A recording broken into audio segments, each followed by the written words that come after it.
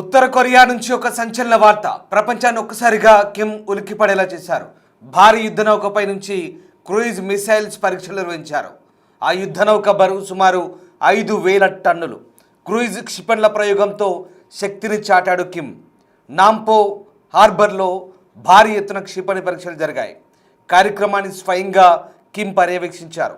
వార్షిప్ను వినియోగంలోకి తెచ్చే ముందు mock drill జరిగింది. ప్రపంచాన్ని కిమ్ డెసిషన్ కుదిపేస్తోంది. ఇప్పటికే ఇరాన్ ఇజ్రాయెల్ వార్తో ప్రపంచ దేశాలు ప్రధానంగా వెస్ట్ ఏషియా వణికిపోతోంది. ఇప్పుడు ఈ వార్షిప్ ద్వారా అమెరికా సౌత్ కొరియాకు కిమ్ సవాల్ విసురుతున్నారా అంటే అవునని అనిపిస్తోంది.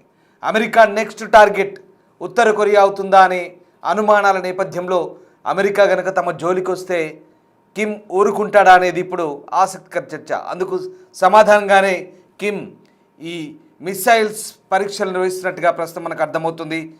ఉత్తర కొరియా నియంత కిమ్ మిసైల్స్ పరీక్షలను పర్యవేక్షిస్తున్న దృశ్యాలు ప్రస్తుతం సోషల్ మీడియాలో చక్కర్లు కొడుతున్నాయి. ఉత్తర కొరియా నాయకుడు కిమ్ జాంగ్ ఉన్ తాజాగా నిర్మించిన భారీ యుద్ధ నౌకతో మరోసారి ప్రపంచాన్ని తన వైపు తిప్పుకున్నాడు. వ్యూహాత్మక క్షిపణులను ప్రయోగిస్తూ తన నౌకాదళ శక్తిని ప్రపంచానికి చూపించాడు.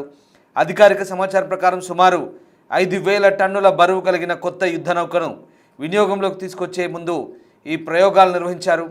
నాంపో నౌకాశ్రయంలో జరిగిన ఈ కార్యక్రమాన్ని కిమ్ స్వయంగా పర్యవేక్షించడం ప్రస్తుతం హాట్ టాపిక్గా మారింది.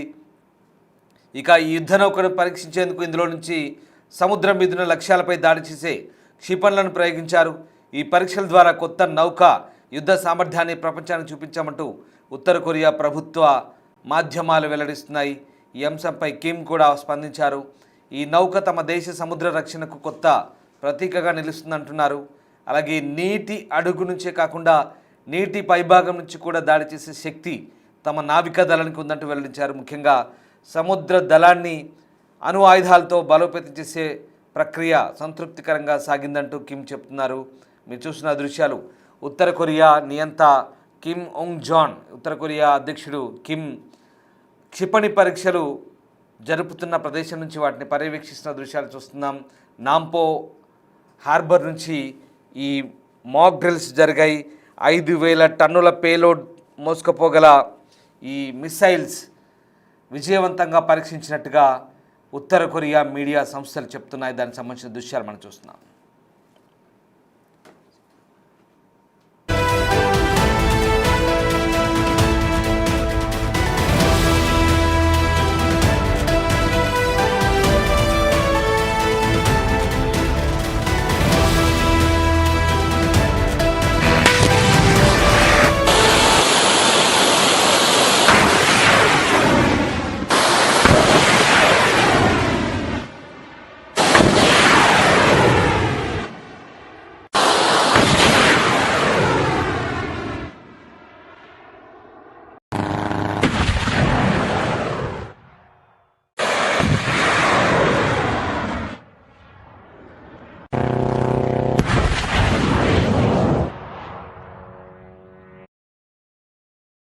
ఇక ఈ విజయంతో తమ దేశ సముద్ర రక్షణ విభాగంలో పెద్ద మార్పు వచ్చిందంటూ చెప్తున్నారు కిమ్.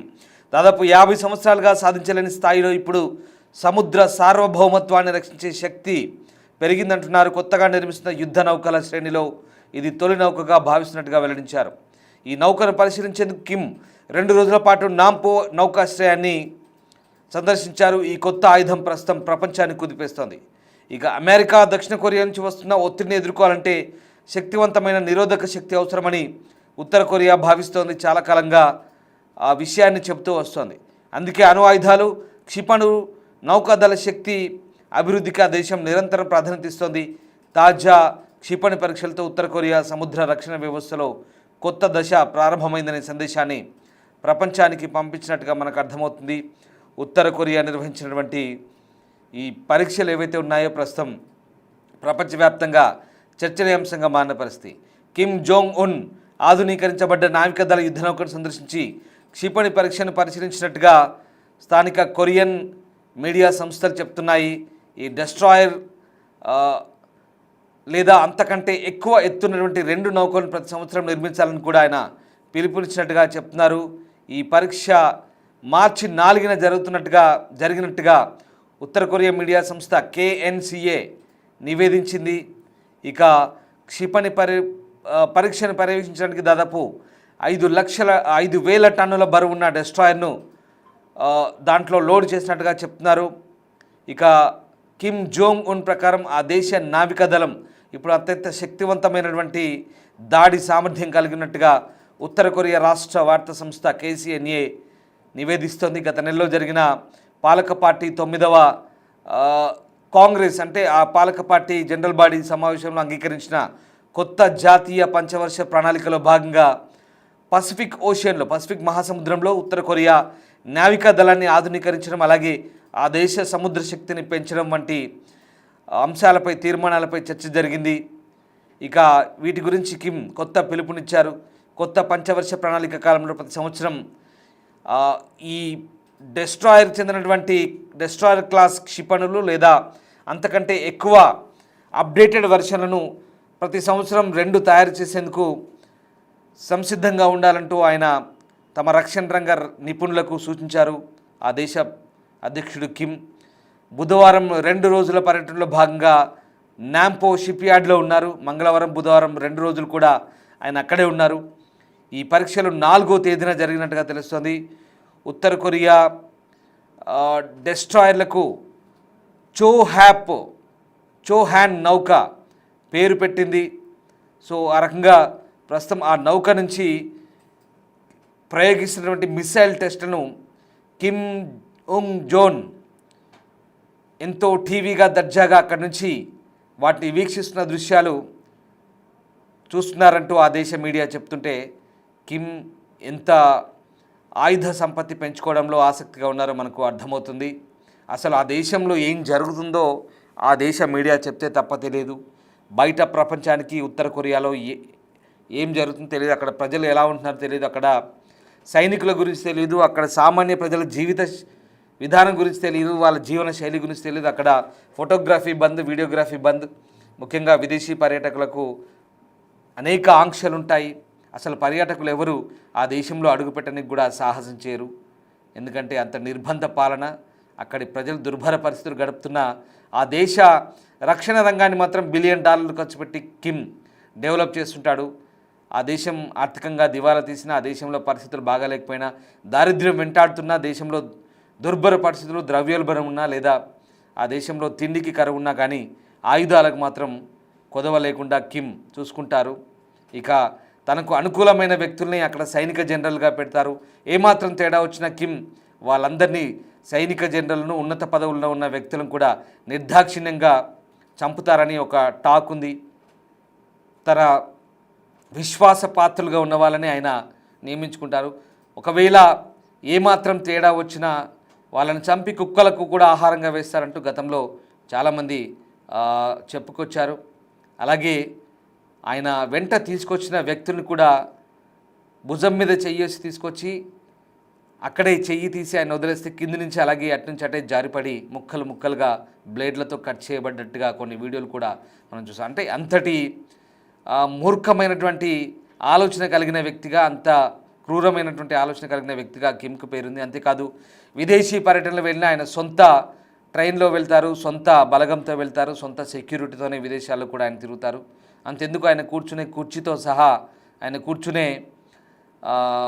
ల్యాబరేటరీ కమోడ్తో సహా, అంటే వాష్రూమ్ కమోడ్తో సహా ఆయన సొంత అదే తీసుకెళ్తాడంటే కిమ్ ఎంత జాగ్రత్త పడతాడో మనం అర్థం చేసుకోవచ్చు. అతి చిన్న వయసులో పాలకుడిగా ఆయన ఉత్తర కొరియాకు నియమించబడ్డాడు. తన తండ్రి వారసుడిగా ఆయన రాజకీయాల్లోకి వచ్చి నియంత పాలన కొనసాగిస్తున్నాడు. ఇక కిమ్ తన 14 ఏళ్ల కుమార్తెకు కూడా ఇప్పుడు తన వారసత్వాన్ని అప్పజెప్పబోతున్నట్టుగా కూడా ఈ మధ్య వార్తలు వచ్చాయి, కానీ ఇంకా దానికి సంబంధించిన ధృవీకరణం లేదు. సో ఉత్తర కొరియా ప్రస్తుతం ఈ 5,000 టన్నుల చోహాన్ క్లాస్ డిస్ట్రాయర్లను ప్రస్తుతం విజయవంతంగా ప్రదర్శించింది. సో ఆ రకంగా ఈ చోహాన్ క్లాస్ డిస్ట్రాయర్లను మరిన్ని తయారు చేసేందుకు సిద్ధంగా ఉన్నారు.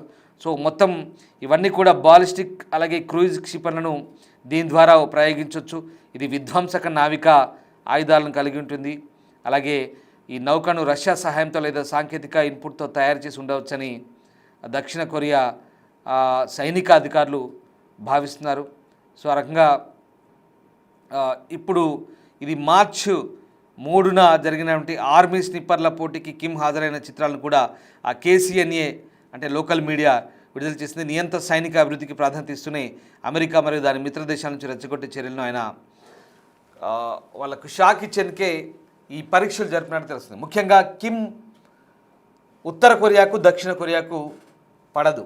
సో ఈ రెండు దేశాల మధ్య భయంకరమైనటువంటి వైరం శత్రుత్వం ఉంది. రెండు కొరియాగా ఉండి విడిపోయిన తర్వాత, ఉత్తర కొరియా విడిపోయిన తర్వాత ఆ దేశానికి ఈ నియంత పాలకుడు వచ్చిన తర్వాత సౌత్ కొరియాని ఏ రకంగా టార్గెట్ చేద్దామంటే ఆయన చూస్తున్నాడు.